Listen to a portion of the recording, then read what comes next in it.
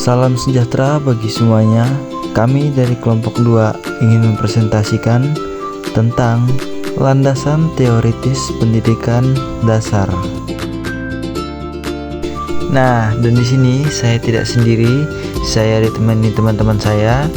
Perkenalkan, nama saya TV Geotri sebagai pemateri 1, Oke Merinda sebagai pemateri 2, dan Krisantus sebagai pemateri 3.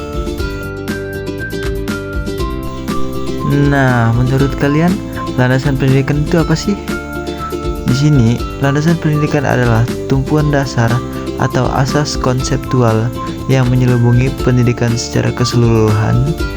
Biasanya, yang dibahas terkait dengan landasan pendidikan ini adalah hakikat manusia sebagai makhluk pembelajar, situasi, proses, perubahan sosial, aliran pelaksanaan, hingga permasalahan-permasalahan pendidikan. Nah, terus fungsi dan tujuannya apa sih? Fungsi dan tujuan landasan pendidikan, mengapa kita harus memiliki landasan seperti itu? Karena pendidikan merupakan salah satu hak dasar manusia dan berpengaruh besar terhadap kehidupan seorang, mulai dari kehidupan sosial hingga taraf ekonomi seseorang. Terus, apa sih landasan teoritis? Landasan teoritis pendidikan merupakan suatu dasar atau pedoman teori yang dijadikan titik tolak dalam menjalankan dan mengembangkan praktik pendidikan. Nah, terus kegunaan landasan pendidikan apa sih?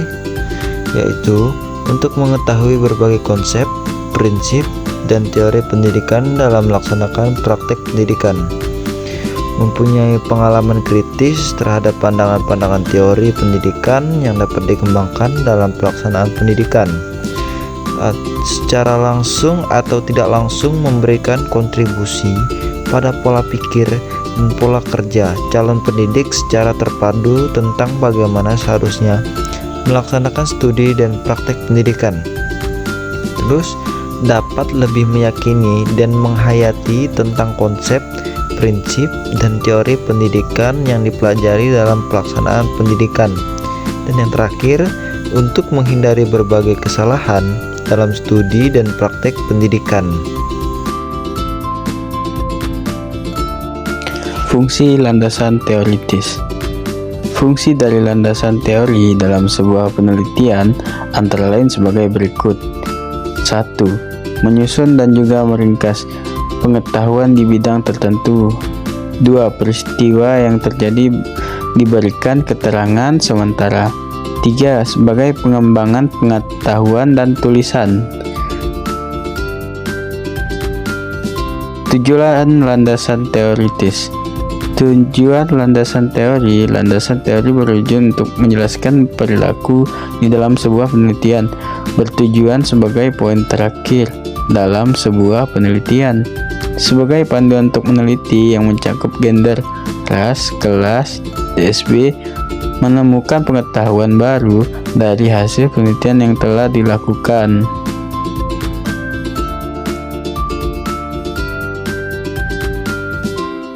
Kontribusi teori dalam pendidikan. 1. Faktor lingkungan dan faktor bawaan harus lebih diperhatikan dalam proses pendidikan karena keduanya sangat berpengaruh dalam hasil pendidikan. Contohnya, anak dengan IQ tinggi yang berada di lingkungan yang sesuai akan berhasil dalam pendidikan. Sebaliknya, anak dengan IQ rendah walaupun berada di lingkungan yang baik tetap akan terlihat perbedaannya. 2. Pendidikan diharapkan dapat menyediakan lingkungan yang bisa berubah faktor-faktor tersebut ke arah yang lebih baik. Nah, contohnya seperti suasana ruangan yang berbeda, memperbanyak interaksi, memberikan perhatian yang sama ke semua siswa, pahami latar belakang murid, berikan support penuh pada murid, gunakan teknologi, gunakan media pembelajaran, dan praktek. 3. Dengan adanya teknologi pendidikan, maka diharapkan dapat mendorong peserta didik agar berhasil dalam belajar. Dengan contoh seperti yaitu dengan cara meningkatkan efisiensi dan produktivitas pembelajaran. Contohnya dengan penggunaan aplikasi manajemen pembelajaran, platform pembelajaran daring, dan media pembelajaran. Contoh teknologi dalam pendidikannya, aplikasi manajemen pembelajaran untuk mengatur jadwal menyusun materi dan mengevaluasi hasil belajar siswa. Platform pembelajaran daring seperti Google Chrome, Moodle, dan Edmodo, dan buku teks digital, media pembelajaran interaktif, dan simulator virtual.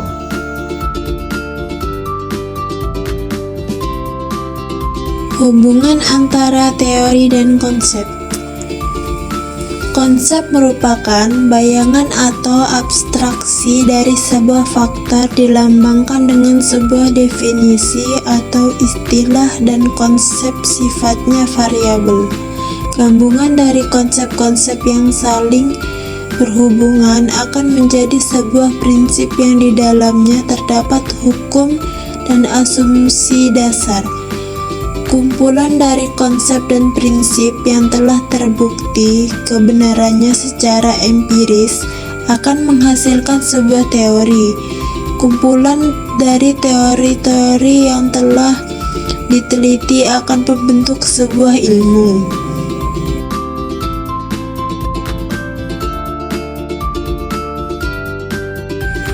Teori-teori pendidikan. Yang pertama, teori pendidikan klasik.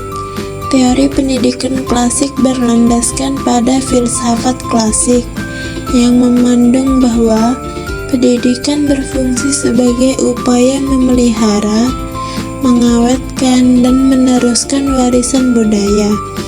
Teori pendidikan ini lebih menekankan peranan isi pendidikan daripada proses. Kedua, teori pendidikan personal.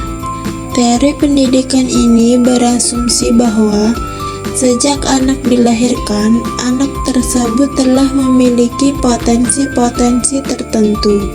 Pendidikan dapat mengembangkan potensi-potensi tertentu. Hal ini berarti peserta didik adalah pelaku utama pendidikan, sedangkan pendidik sebagai pembimbing, motivator, fasilitator, serta melayani peserta didik. 3. Teknologi pendidikan. Teknologi pendidikan merupakan suatu konsep pendidikan yang memiliki persamaan dengan pendidikan klasik tentang peranan pendidikan dalam menyampaikan informasi, namun terdapat perbedaan, yaitu dalam pendidikan ini membentuk dan penguasaan kompetensi atau kemampuan-kemampuan praktis lebih diutamakan. Yang keempat, teori interaksional pendidikan internasional, yaitu suatu konsep pendidikan yang bertitik tolak dari pemikiran manusia sebagai makhluk sosial yang senantiasa berinteraksi dan bekerja sama dengan manusia lain.